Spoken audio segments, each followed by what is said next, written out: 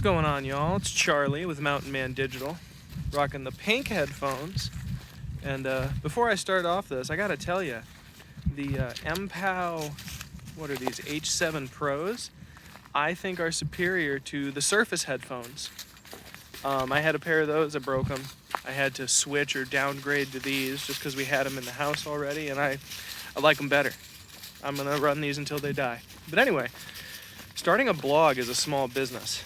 A lot of people think it's like a huge uphill battle, and it ain't. It's real easy, and I want to give you some basic steps today so that you can get going on that right now. So the first thing is start with what you got. So like if you have a Squarespace site, if you got a Wix site, you got something like that, there's nothing wrong with just blogging on that. Shopify site, start a blog on that, whatever it might be.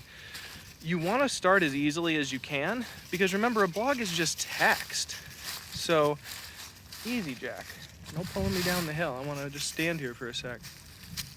And since a blog is just text, if you decide to upgrade to WordPress or you decide to change to a different platform, you can just bring that text with you. So, like, for your own sanity, start with what you got. Don't go crazy. Number two is write about something you have experience with first, and don't worry about whether it's gonna sell anything.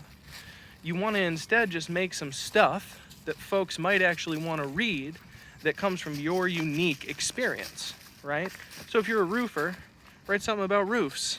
You know, if you're a landscaper, write something that you learned mowing lawns. If you're a dog walker, tell me how to get my dog to just stop licking random stuff on the ground. And that's really the key when you start off, is you just kind of want to get the momentum going. Because I find that a lot of people write one really big blog post and then give up, right? And it's more like, well, let's just write something and then write something again and then write something again and just keep doing that, right? That's really the important part. Because Google, I think, has like an 80% higher probability of ranking your site if you have more than 10 blog posts. So it's very, very important that you guys do that. Easy, Jack. Yanking me down the hill again. So that's number two. Number three is to create a content calendar, okay? And what a content calendar is going to do for you is it'll give you marching orders, right? And that's actually on my list of to-dos today, is for the rest of the month, I want to have a calendar of content that I know that I'm making, and then I want to stick to it like it's my job, right? Because it is. If you want organic marketing to work for you, you have to crank out content like it's your job, right? It's very, very important. Number four is going to be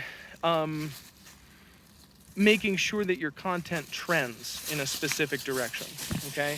And this is really the thing, like above keyword research, above score optimization, all that stuff.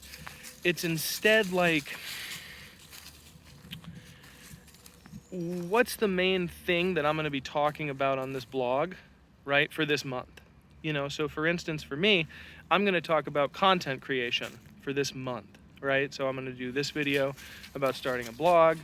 I'm going to do some videos on content calendars. I'm going to do some videos on, you know, motivation and things like that, and give you guys a bunch of different info in all those different directions.